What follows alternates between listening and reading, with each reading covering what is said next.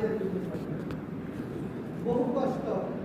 এখন আমরা মায়ের কোলে আছি, কষ্ট কি প্রবাসে যাওয়ার ক্লাস চলছে।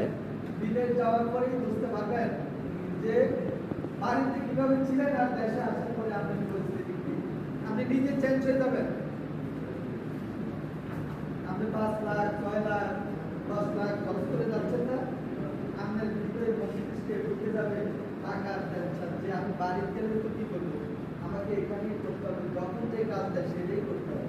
আমাকে যদি এখন বলে যে আমার ওয়াশরুম পরিষ্কার করা আমাকে করতে হবে, দুপা চালাইতে গেলে চালাইতে হবে, মরুভূমিতে যেতে গেলে যেতে হবে, কারণ আমার এখন আর কোনো পথ নেই। আমি বাড়ি চলে আসলো ফকির, ওখানে থাকলে যা কিছু দিত তা দিয়ে যদি আমি জীবনটা কোনো করে কাটাইতে পারি। কতক্ষণ? যতদিন পর্যন্ত আমি ভাষা না জানি, কাজ না শিখি। তাহলে আমাকে ম্যাক্সিমাম 6 মাস 1 বছর কষ্ট করতে হবে না?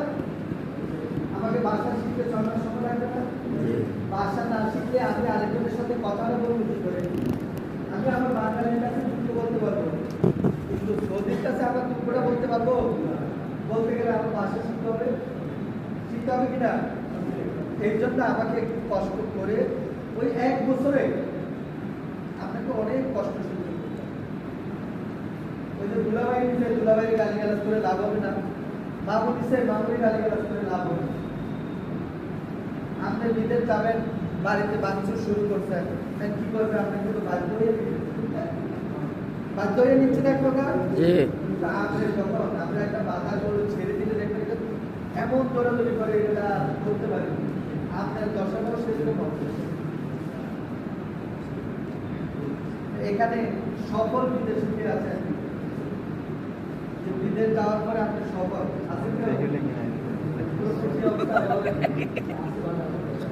আপনি একটু সবারই আপনার বিদেশ যাওয়ার থেকে সফল হওয়ার জন্য আপনি 10 মিনিটে এখানে দাঁড়িয়ে সবাইকে একটু শোনাবেন।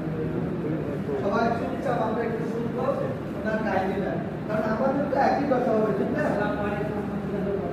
ওয়ালাইকুম আসসালাম ওয়া রাহমাতুল্লাহ।